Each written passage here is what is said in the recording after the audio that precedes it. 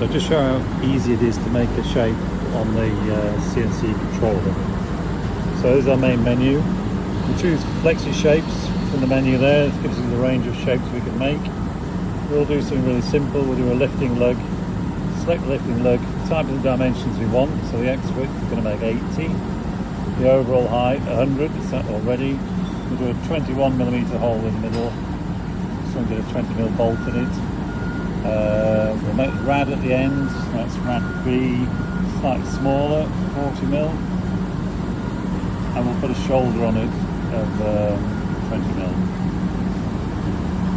So there's our shape. The leading length's a bit long, we'll make that 10mm. So there's our lug. 80 across, 100 tall with 21mm hole. Makes it looks like on the picture.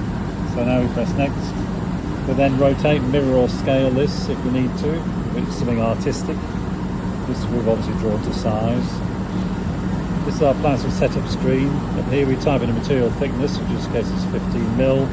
The current we're going to cut it at 130 amps. The green light tells us the plasma setup already.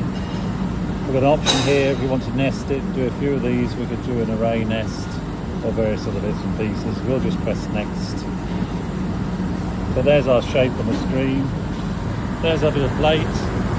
We're going to start in this corner up here, the top left. So we choose this top left origin on the screen.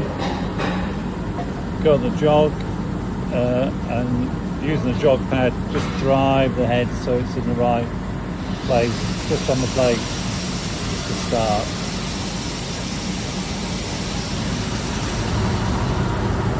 So it looks okay.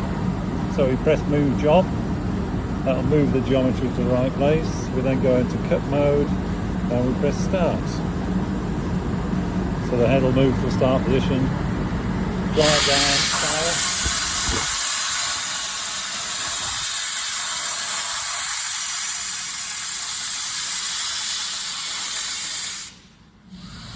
So there's a hole, then drive to the outside, put down. Oops, plate a bit bent there.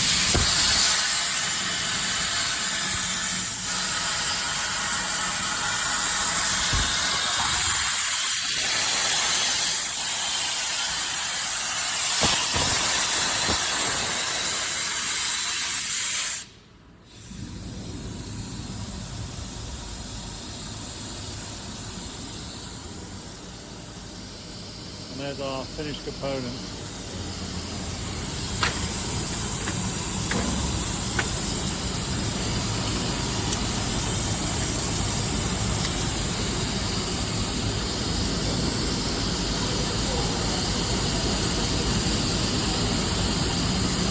Okay, so this is how it's come off. A little tiny bit of dross that should scrape off, and a 1mm diameter hole, so we can fit a 20mm diameter bolt through that with a little bit of room to spare.